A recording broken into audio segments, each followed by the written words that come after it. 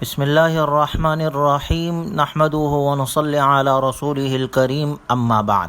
سیرت النبی صلی اللہ علیہ وسلم کا درس نمبر 65 انصار مدینہ کی بیعت عقبہ کے عظیم الشان نتائج سے متعلق ہے۔ انصار کی یہ بیعت زبردست اہمیت کی حامل ہے۔ اس کی اہمیت کا اندازہ حضرت کعب رضی اللہ تعالی عنہ کی اس روایت سے کیا جا سکتا ہے۔ خود فرماتے ہیں کہ عقبہ کی رات میں حضور اکرم صلی اللہ علیہ وسلم کی خدمت میں حاضر ہوا۔ اس وقت ہم نے اسلام پر قائم رہنے کا پکا عہد کیا۔ میرے نزدیک لیلۃ العقبہ کی بیعت بدر کی لڑائی میں حاضری سے بھی زیادہ پسندیدہ ہے۔ ہر چند لوگوں میں بدر کا چرچا اس سے زیادہ ہے۔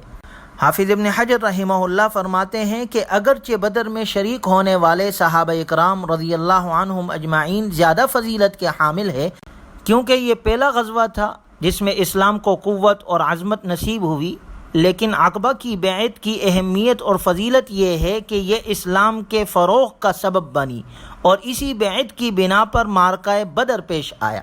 بیعت کسے کہتے ہیں؟ بیعت کی حقیقت کیا ہے؟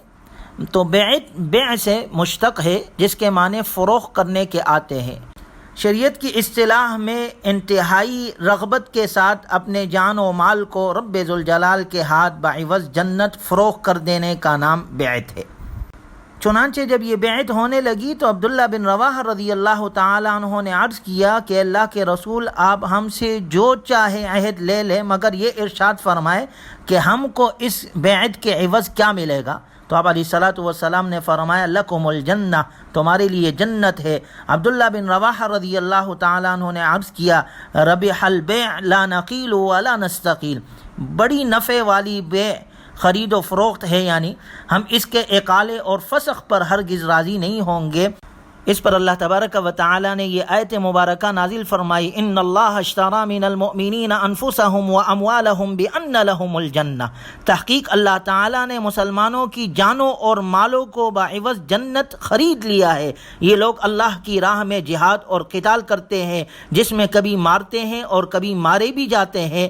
یہ اللہ کا سچا وعدہ ہے تورات، انجیل اور قرآن میں، اور اللہ سے زیادہ کون عہد کو پورا کرنے والا ہو سکتا ہے؟ پس اے مسلمانوں، تم کو بشارت ہو اور یہ بیع تم کو مبارک ہو، تم نے اللہ سے کی ہے اور یہ بہت بڑی کامیابی ہے۔ روایات میں آتا ہے جنت میں ایک بازار لگے گا، جس نے یہاں رب ذوالجلال کے ہاتھ اپنی جان اور اپنا مال فروخت کیا اور سب جان و مال اس کے حوالے کر دیا، اس کو وہاں اختیار ہوگا کہ اس بازار سے جو چاہے بلا قیمت لے لے، اس لیے کہ وہ قیمت جان و مال پیشگی دے چکا ہے۔ چنانچہ انصار مدینہ نے آپ علیہ الصلوۃ والسلام کے ہاتھ پر بیعت کی، اور ان بیعت کرنے والوں میں سب سے پہلا خوش نصیب حضرت عباس رضی اللہ تعالیٰ عنہ فرماتے ہیں کہ اسد بن زرارہ ہے، جنہوں نے آپ علیہ الصلوۃ والسلام کے دست مبارک پر بیعت کی۔ پھر حضرت برہ رضی اللہ تعالیٰ عنہ نے، اور پھر حضرت اسید رضی اللہ تعالیٰ عنہ نے بیعت کی۔ اس کے بعد بیعت عامہ شروع ہوئی۔ بعض کے نزدیک سب سے پہلے بیعت ابو الہیثم نے کی، اور کعب بن مالک فرماتے ہیں کہ حضرت برہ نے سب سے پہلے بیعت کی۔ جب یہ بیعت مکمل ہوئی تو آپ علیہ الصلوۃ والسلام نے یہ تجویز رکھی کہ 12 سربراہ منتخب کیے جائے، جو اپنی اپنی قوم کے نقیب یعنی نمائندے اور اس بیعت کی دفعات پر عمل درآمد کرنے کے لیے اپنی اپنی قوم کے ذمہ دار ہو۔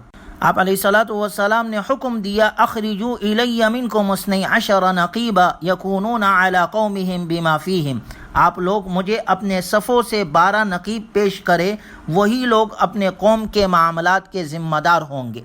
اس موقع پر آپ علیہ الصلوۃ والسلام کے طرز عمل سے ہمیں یہ سبق ملتا ہے کہ آپ علیہ الصلوۃ والسلام نے اپنی طرف سے سربراہ مقرر نہیں کیے، بلکہ یہ کام بیعت کرنے والوں پر چھوڑ دیا تاکہ منتخب افراد بہتر نمائندے اور ذمہ دار داعی ثابت ہو سکے، اور انسان کے لیے بہتری بھی اسی میں ہے کہ وہ خود اپنے نمائندے منتخب کرے۔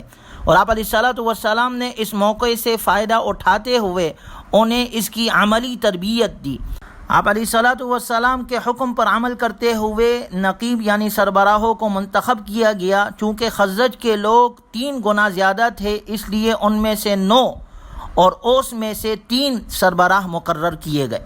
اور پھر دیکھا جائے تو آپ علیہ الصلاۃ والسلام نے ایسے وقت میں یہ سربراہ مقرر فرمائے جب یثرب یعنی مدینے میں اسلام کی جڑیں مضبوط ہو رہی تھی اور اسلام اختیار کرنے والے روز بروز بڑھ رہے تھے۔ آپ علیہ الصلاۃ والسلام انہیں احساس دلانا چاہتے تھے کہ وہ اجنبیوں کی حیثیت سے واپس نہیں جا رہے، کہ ان پر ان کے علاوہ کسی اور کو قائد مقرر کیا جائے، کسی اور کو سربراہ مقرر کیا جائے، بلکہ وہ اسلامی برادری میں شامل ہو چکے ہیں اور اس دین کے حمایتی اور مددگار ہے، لہٰذا سربراہ بھی انہی میں سے مقرر کیے جائیں گے۔ چنانچہ جب ان میں سے 12 کا انتخاب ہو چکا تو اب ان سے سردار اور ذمہ دار ہونے کی حیثیت سے آپ علیہ الصلاۃ والسلام نے ایک اور عہد لیا۔ انتم علی قومکم بما فیہم کفلاء کفالۃ الحواریین بعیسی ابن مریم وانا کفیل علی قومی۔ آپ لوگ اپنے قوم کے جملہ معاملات کے کفیل ہے، جس طرح حواری عیسیٰ ابن مریم علیہ السلام کی طرف سے کفیل ہوئے اور میں اپنی قوم مسلمانوں کا کفیل ہوں۔ سب سرداروں نے اپنے فرائض پورے کرنے کا یقین دلایا اور ذمہ داری قبول کر لی۔ اس کے بعد آپ علیہ الصلاۃ والسلام نے ان کو تاکید فرمائی کہ خاموشی سے واپس چلے جائے، کیونکہ آپ علیہ الصلاۃ والسلام چاہتے تھے کہ یہ معاہدہ رازداری کے ساتھ بالکل خفیہ رہے اور کفار مکہ میں سے کسی کو اس کی خبر نہ ہو۔ بیعت مکمل ہونے کے بعد انصار صحابہ ابھی واپسی کی تیاری کر رہے تھے کہ اچانک ایک شیطان کے کان میں اس اجتماع کی بھنک پڑ گئی اور اس نے ایک اونچی جگہ کھڑے ہو کر اتنی اونچی آواز سے جو شاعری کبھی سنی گئی ہو یہ پکار لگائی، اے خیمہ والو کہ محمد اور یہ لوگ تم سے لڑنے کے لیے اکٹھا ہو گئے ہیں۔ اس کی چیخ اتنی زوردار تھی کہ سوتوں کو جگا دے۔ بیعت کرنے والوں نے محسوس کیا کہ مشرکین پر معاملہ کھل گیا ہے۔ انہوں نے اس کے نتائج کی پرواہ نہیں کی، بلکہ حضرت سعد بن عبادہ رضی اللہ تعالیٰ عنہ نے عرض کیا اس موقع پر، اے اللہ کے رسول، اس ذات کی قسم جس نے آپ کو حق کے ساتھ مبعوث فرمایا، اگر آپ چاہے ہم کل منا میں لوگوں کو تلوار کی دھار پر رکھ دیں۔ آپ علیہ الصلاۃ والسلام نے فرمایا، لم نؤمر بذلک ولکن ارجعوا الی رحالکم۔ آپ علیہ السلام نے فرمایا، ہمیں اس بات کا حکم نہیں دیا گیا ہے، بس اب آپ حضرات واپس اپنے قیام گاہوں پر چلے جائیں۔ اس موقع پر آپ علیہ الصلاۃ والسلام نے اپنے قول سے ایک عظیم تربیتی سبق دیا قیامت تک کے مسلمانوں کے لیے، کہ اسلام کا دفاع اور دشمنوں سے سلوک کا تعین مسلمانوں کے مرضی کے مطابق نہیں ہوگا، بلکہ یہ تو اللہ کے حکمت برے احکامات کے مطابق ہوگا۔ اب کسی بھی کام کا جائزہ لیے یا آپس میں مشورہ کیے بغیر کوئی بھی اقدام یا حملہ درست نہیں ہوگا۔ اس وقت ضرورت اس بات کی تھی کہ سیاسی منصوبہ بندی جتنی مضبوط ہوگی اتنی ہی زیادہ کامیابی کا امکان ہوگا، اور اپنے طے شدہ منصوبوں پر عمل پیرا ہونے کے لیے جتنی بھی رازداری اختیار کی جائے اس قدر کامیابی کا حصول ممکن ہوگا۔ اس لیے آپ علیہ الصلاۃ والسلام نے فرمایا، تم اپنے خوابگاہوں میں واپس چلے جاؤ۔ چنانچہ یہ حضرات واپس چلے گئے۔ حضرت کعب رضی اللہ تعالیٰ عنہ کی روایت ہے کہ صبح کو قریش کے لوگ ہمارے پاس آئے اور کہا کہ ہمیں معلوم ہوا ہے کہ آپ لوگ محمد کو ہمارے درمیان سے نکال لے جانے کے لیے آئے ہو، اور اس مقصد کے لیے آپ اس کے ہاتھ پر بیعت کر رہے ہیں، حالانکہ کوئی عرب قبیلہ ایسا نہیں ہے جس سے جنگ کرنا ہمارے لیے اس قدر ناگوار ہو جتنا آپ حضرات سے ناگوار ہے۔ ہم تو آپ لوگوں سے لڑنے کا تصور بھی نہیں کر سکتے۔ اہل مدینہ میں سے کچھ لوگ حج کے لیے آئے تھے جو مشرکین تھے اور جو اس بیعت سے بالکل بے خبر تھے، کیونکہ یہ اجتماع پوری طرح رازداری کے ساتھ رات کی تاریکی میں ہوا تھا۔ اس لیے ان مشرکین نے اللہ کی قسم کھائی کہ ہمیں اس کا کوئی علم نہیں، اور دیکھا جائے تو انہوں نے بالکل سچ کہا، کیونکہ وہ اس واقعے سے بالکل بے خبر تھے، اور مسلمان جو تھے وہ آپس میں ایک دوسرے کو دیکھ رہے تھے اور خاموش تھے۔ چنانچہ کفار قریش اس اطمینان کے ساتھ واپس ہو گئے کہ یہ اجتماع کی خبر غلط تھی، لیکن وہ چین سے پھر بھی نہیں بیٹھے اور چھان بین کرنے لگے۔ بالآخر ان کو اصلیت پتہ چل گئی اور معلوم ہو گیا کہ جو بات ہمیں بتلائی گئی تھی وہ سچ ہے۔ کفار قریش فوراً انصار کی تلاش میں نکلے، لیکن وہ جا چکے تھے، قافلہ نکل چکا تھا، کوئی بھی ان کے ہاتھ نہ آیا۔ صرف سعد بن عبادہ رضی اللہ تعالی عنہ جو قافلے سے پیچھے رہ گئے تھے، ان کو مشرکین نے پکڑا اور خوب مارا۔ جبیر بن مطعم نے آ کر چھڑایا اور مشرکین سے آپ کو بچایا۔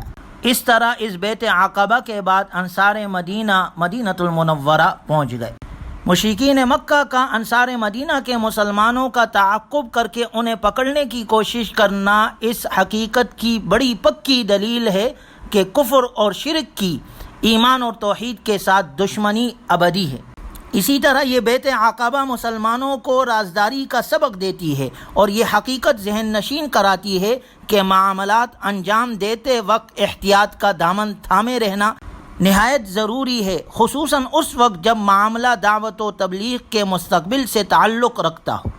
اور دیکھا جائے تو یہ بیت عقبہ حضور صلی اللہ علیہ وسلم کی ہجرت مدینہ کی تمہید تھی، جو ایک ابدی انقلاب عظیم کی لازوال بنیاد بن گئی۔ مدینۃ المنورہ میں اسلام کو غلبہ نصیب ہوا۔ اس سے پہلے جس نے اپنے اسلام کو چھپا رکھا تھا، اب اس نے بھی سرعام اپنے دین قیم کا اعلان کر دیا۔ چنانچہ جب کفار مکہ نے یہ سمجھ لیا کہ آپ علیہ الصلاۃ والسلام کے مدینے والوں سے تعلقات ہمارے لیے خطرے کی گھنٹی ہے، تو انہوں نے مسلمانوں کے لیے مختلف اور طریقے شروع کیے تکلیف پہنچانے کے، اور اللہ کی طرف سے چند دنوں کے بعد ہی مسلمانوں پر ہجرت فرض کر دی گئی اور ہجرت کا حکم ہوا، جس کا ذکر انشاءاللہ اگلے درس میں کیا جائے گا۔ اللہ تبارک و تعالی ہمیں دین حق کے لیے قبول فرمائے اور نبی صلی اللہ علیہ وسلم کے تعلیمات کے مطابق اپنی بقیہ زندگی گزارنے کی توفیق عطا فرمائے۔ وآخر دعوانا ان الحمد للہ رب العالمین۔